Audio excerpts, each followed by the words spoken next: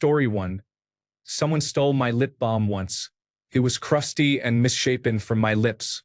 Why would you want that? Story 2. My garbage can. I thought maybe it was the wind, but it was not windy at all that day. I think somebody was driving past and just thought, that is an awfully nice garbage can, and took it. Also, the garbage cans are provided by the city, so everybody has the exact same one, and you can get a new one for free without stealing someone else's. Story 3. A grade 10 French horn student stole my rotary spindle oil from my French horn case. I went to her locker after band and asked for it back, telling her it was $12 at St. John's if she wanted to get her own. She said she couldn't afford it, and since I had a decent job for a high school student, I said we could share it. You don't use spindle oil that often anyway. When I graduated, I put it back in her horn case. Story 4. Oh, here is another one. Robbed at gunpoint for $1. The man takes my wallet and opens it. He sees there is only $1. He takes the dollar and gives me the wallet back. Story 5. My bicycle. When I was a child, I used to store my bicycle in the trunk of my parents' car because I loved riding it whenever we found a good place. One night, someone broke into our car. We had important documents, my mother left her wallet and a small purse with cash, and we also had a Hewlett-Packard laptop that my mother used for work. Somehow, the only thing that was stolen was my bicycle.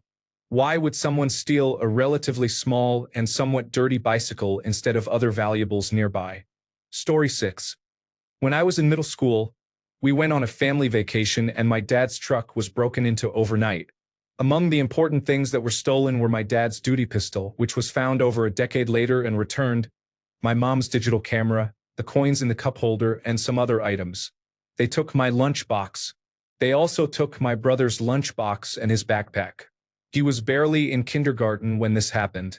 My book bag was too heavy for them to be interested in, apparently. Story 7. A complete, coordinated outfit that my grandmother had purchased for me from an expensive clothing store. I was about 8 years old, and it was my first grown-up feeling outfit. I loved it.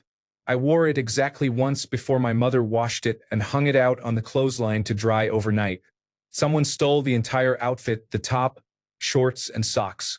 Also stolen many years later was a very old, off-brand bicycle with 2 flat tires. It was sitting behind my house and simply disappeared one night. The surprising part was that whoever took it attempted to ride it, even though both tires were flat. We could see the wildly swerving tracks through the grass in the morning. They must have been drunk to try to ride it. Story 8. Someone had stolen my spiral notebook in college, read through it, and gave it back to me at the end of the semester because he thought I was weird. There were just algebra notes in it. I confronted that guy in front of the whole class. Everyone knew he was unpleasant after that. Who comes to college wearing a suit? Story 9. I had a small artificial plant on my desk that was in foam, and the foam was glued into a ceramic planter. The plant was small, about 1.5 inches in diameter. Someone stole the planter.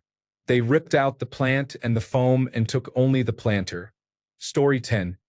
Someone had stolen one of my pairs of panties and a nightgown. I honestly cared more about my nightgown, as it was a nice one. Story 11. Continuous positive airway pressure machine was in the trunk of my car for a trip, and they took most things in there. At least a thief somewhere is sleeping well. Story 12. A jacket. Within 60 seconds, I'll explain. I was gifted the liner part of a coat from a lady I had spent a weekend with because it was winter and I had no forethought. It is really nice. I am using it as my professional jacket at work, and I have to visit a client. I time it to have lunch before I go. I set it down in my seat and get up to grab a plate. Yes, I have buffet money at this point. Then it is just gone. I will not eat at that place out of principle anymore. Story 13. A portable car battery charger is unreliable because I volunteered to let the person borrow it without them even asking. Story 14. My joy. A circular slide rule. It has been more than half a century, but I have not forgotten or forgiven. Story 15. We had a small 2-foot-tall Christmas tree that we planted after using it. Our neighbor dug it up and stole it. Story 16. Old stamps. Not old enough to be worth money, but too old to have enough postage to mail a letter. My friend asked, "Hey, Can I borrow a stamp? While sitting at my desk at my house. I said, I don't have any. Those stamps you see on my desk are old and won't work to send a letter. 2 or 3 weeks later, he asked me to check his mail while he was gone, and I saw a letter that had been returned due to insufficient postage, with the stamp from my desk that I told him wouldn't work. I called him and told him he was an idiot, which he was. He is also deceased now. Story 17.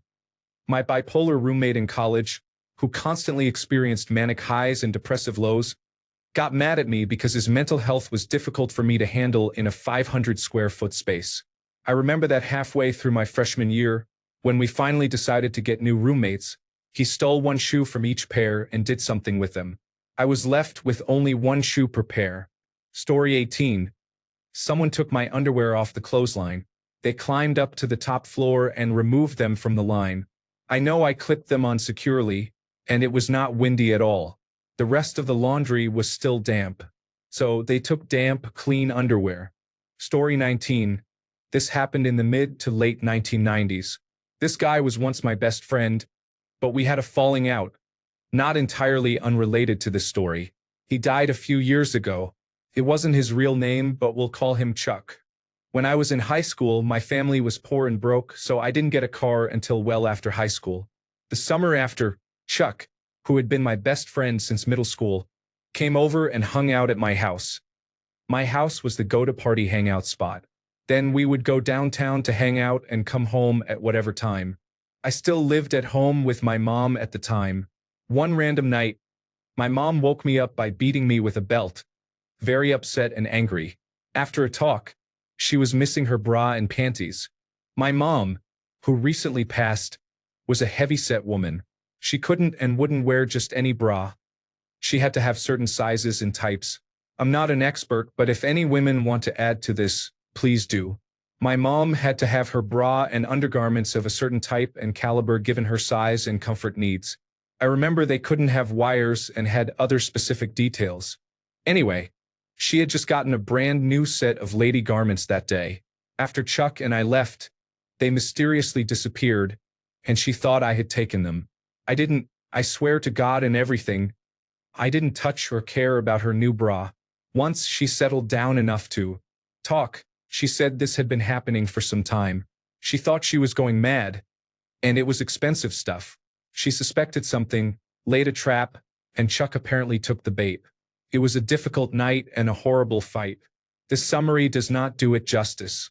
To make a long story short, it was Friday night, early Saturday morning. I hadn't been home long before she realized her things were missing and lost it. We had plans to go out that Saturday night, so I called Chuck and explained the situation. My mom was beyond upset, but we were still going out. When it was time to leave, I would go to the bathroom and leave Chuck alone for a moment. I told him if he wanted to leave anything on my chair, that was the time. Then I would head straight out the door and not know anything until I got home. And sure enough, I got home that night, and there they were. A green set of frilly lady things. It ruined our friendship. The story eventually spread through our friend circle. Another friend came over the next day and heard the aftershocks. Continued rage and anger. Not long after, Chuck and I stopped speaking for about 5 years. We made up not long after my child was born and were friends again, though not as close.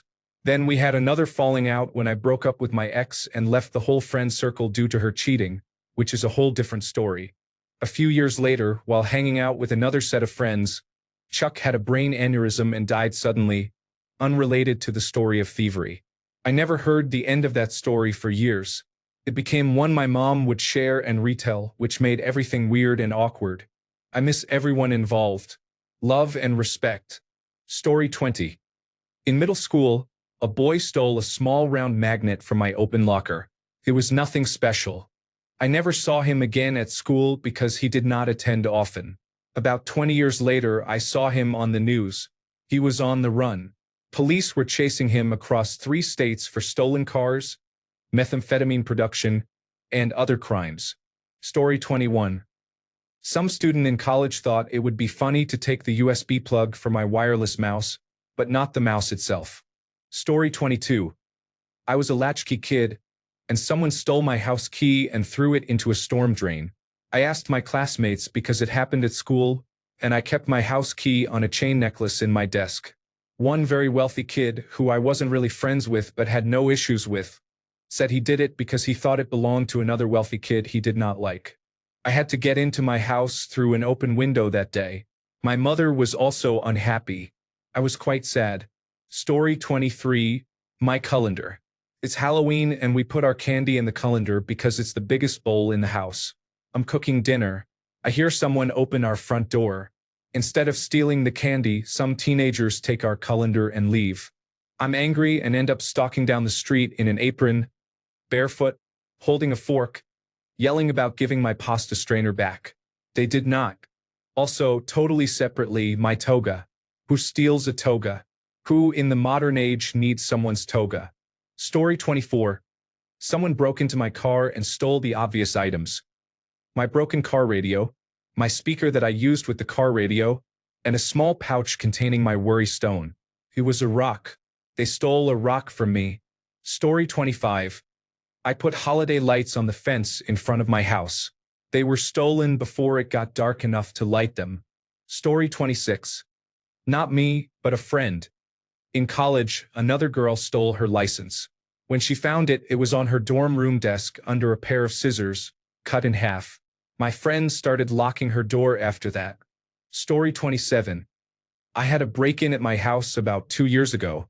Many items were stolen, including several pairs of used shoes, old jeans, and numerous collectible bicycle parts that are not worth much unless you know what they are. Story 28. Not from me, but in healthcare. A coworker put her half-eaten burrito in our fridge. Someone unknown took a huge bite and then placed it back. Adults can be both funny and disgusting at times. Story 29. I think my wife took my car out and forgot to lock the door. So some people stole a cheap, old Kindle, which at least has some value. My work identification badge, which would be pretty hard to use since it has my picture on it and would get deactivated once I get a replacement the next day. And a spare checkbook with a couple of emergency checks that I kept just in case but wasn't signed or anything. The day after, I thought I lost my badge and didn't notice the others missing, so I didn't even think of it. Anyway, they tried to write a check to their friend. Since they had no idea what my signature looked like, any bank would have put a pause on it, but it didn't matter. Turns out they were serial thieves who were being hunted by the police, and since they had a stolen check in my name, they got their proof. Writing a bad check was one of the central pillars of the case. They caught them before they even had a chance to give it to their friend. So, yeah, I got a call out of the blue from multiple police officers. Detectives were calling me asking about my 4-year-old Kindle, which I haven't used for years. They had to ask me serious questions about whether I felt threatened or if this was a huge loss for me. I received notices about their probation hearings, release dates, and so on. I got a pamphlet on dealing with loss, and they sent me self-help numbers to manage any trauma. I also received notices of restitution. I helped the police as much as I could, but I'll just get a new Kindle. Story 30. When I was about 14 or 15, I had who I thought was my best friend stay the night on New Year's Eve. We had been close for about 5 years.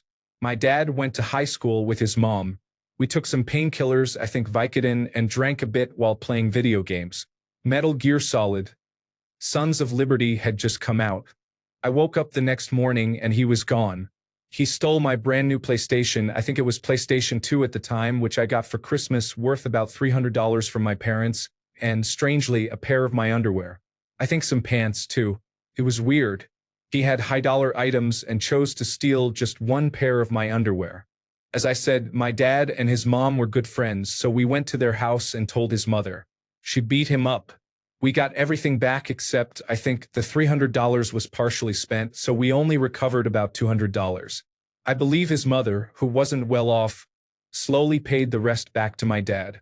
A few years later, I found out he was incarcerated for drug offenses.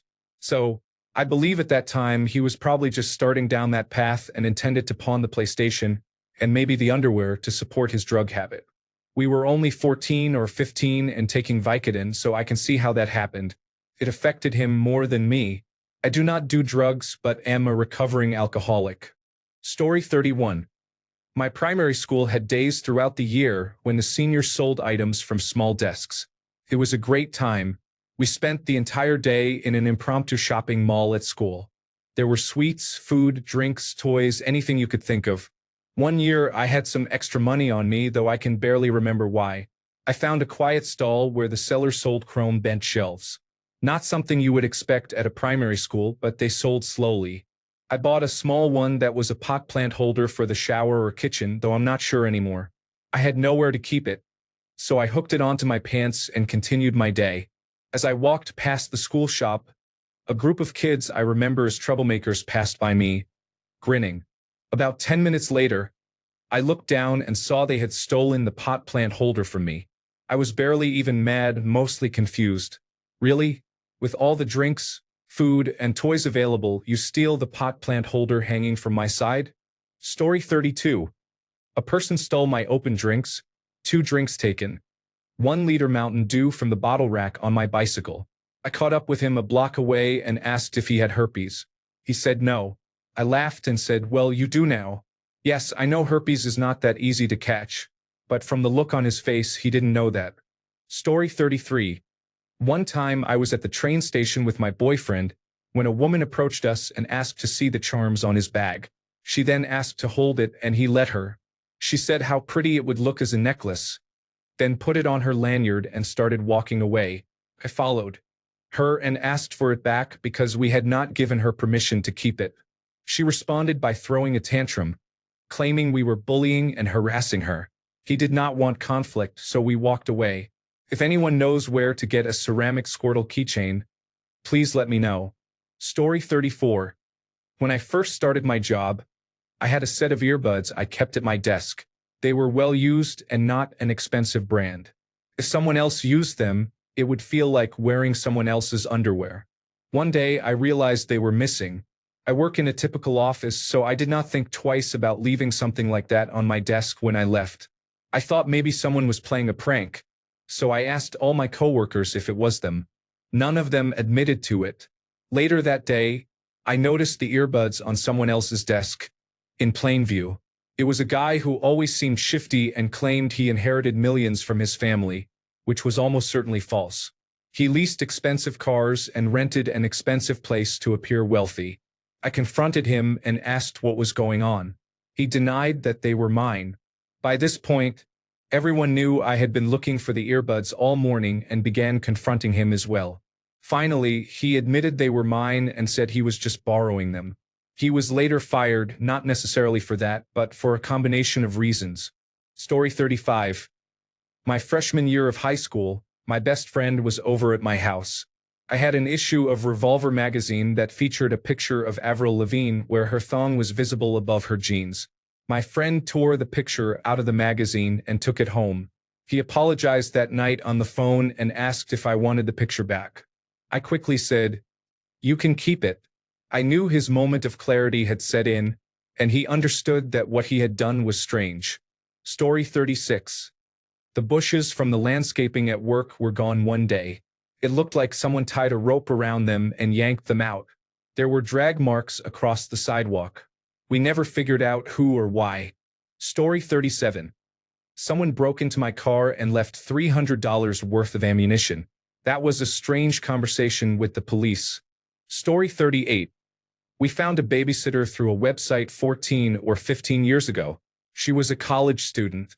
We interviewed her in person, checked her references, and had her meet our children. It all went really well. The second or third time she watched our children, we noticed some leftover dinner food was gone. No big deal. Next time, a whole meal's worth, including the container, was gone. We didn't notice until after she had left. Then the next time, she ghosted us. She just didn't show up and didn't tell us she wasn't coming. We were very worried something had happened to her. We never found out for sure. Story 39. Probably the light bulb from the kids' bedroom. We went on a trip to see my grandmother. When we finally got home late at night, we found that we had been burglarized by our landlord's teenage sons and their friends. They did whatever they wanted in the house and made a huge mess everywhere. My dad lost an expensive pair of night vision goggles. My brother lost his PlayStation, games, and a coin collection, which he eventually recovered almost all of. I understand stealing valuable items. They are nice and expensive, so sure. Even when they left a whole trash can full of used condoms in my parents' room. I get it. Doing bad things can make you horny. I can understand that. But why steal a light bulb that was probably already on its last legs from the kid's bedroom? It makes no sense to me. Story 40. In high school, this kid Sean Tucker stole my paperback book on how to beat Pac-Man. Forget you, Sean. Story 41. Years ago, someone stole my young son's old bike from my porch and left an adult-sized, nice 10-speed bicycle in its place. Story 42. Either a Plants vs. Zombies fan art piece I was working on in primary school or part of a sculpture I was making in high school. Story 43. The top part of my drum thrown after playing a show. Top part only. No hardware, just the seat. That part had over a decade of my sweat, swamp, beer, and blood holding it together. I have no idea what anyone else would have used it for, and I do not want to imagine what they may have wanted it for. Story 44. Our cement birdbath. At 9 p.m., this person pulled up, jumped out, and grabbed the statue and dish, leaving the cement base. He had children in the car with him, so he placed it in the front seat before driving away. Story 45. Bicycle parts, not the whole bicycle. At different points in my life, from different bicycles, I had stolen only the front light, the saddle, and the wheels. Story 46. A beaded bracelet that spelled my name. She did not have the same name. She was a random student who attended my high school. Barely an acquaintance. Expensive wired earbuds, a decade before wireless earbuds, and Nike slides from the same person, a neighbor. Story 47. A counterfeit Rolex watch I bought in New York as a joke. What's funny is that literally 5 other very expensive watches were within reach, and they went for the $5 Rolex. Story 48. A single vintage Bata Scout shoe, size 10.5, left foot. I have been looking for left-sized lion paw prints ever since. Story 49. My bowling bag is in my car. Used bowling balls have no value. I do not understand why someone would steal my 30-pound bowling bag and leave my car stereo intact. Story 50. I hosted and attended many house parties as a teenager, and they almost always got out of hand, especially when parents were away. I had a small hedgehog ornament and a small tray stolen from the oven. My ex had his doormat stolen twice, and one of my best friends had her house trashed. Someone unscrewed one of the wooden balls from the top of her banister, and it was never found again.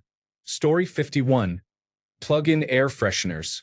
My husband and I sold our house, and the couple who bought it had 3 visits before closing. During those visits, they developed buyer's regret and decided to take it out on us by stealing the air fresheners, I guess. Story 52. I had the tailgate stolen off the back of my truck once. I went into a bar, and when I came out, I noticed my tailgate was missing. I had no clue why. Story 53. Porch pirates. We lived in an apartment, and they stole our wedding invitation. We came home to see the box opened and most of the invitations gone. When you see wedding invitations, why can't you just leave them alone? Story 54. Back in the 1980s, someone took a Polaroid of my girlfriend and me on a beach. It wasn't even that nice, but you held on to it like the Terminator. One day, I was looking for it and found out her brother had stolen it. Story 55. When I started secondary school, I had a pencil case that could be personalized by drawing on it with markers. Being 11, I immediately covered the entire case with very ugly doodles. Someone stole it on my first day of school. In primary school, we had lockers with simple locks that only needed to be rotated clockwise or counterclockwise to lock or unlock the doors. There were no keys or combination numbers. This made it very easy for someone to open my locker every morning, access my lunchbox, and steal the cake my mom put in there for me every day. I had to start keeping my lunchbox in the staff room to prevent this from happening. I never found out who did it, but I was the only one they stole from, so they must have either disliked me or really liked Cadbury's fudge cakes. Story 56. Not a physical possession, but back in my teens, a girl I worked with would text herself off our phone saying, "Hey, how are you?" and stuff. So I guess she stole my texts. Thanks a bunch for sticking around till the end of the video. Remember to subscribe, and until next time, stay awesome and goodbye.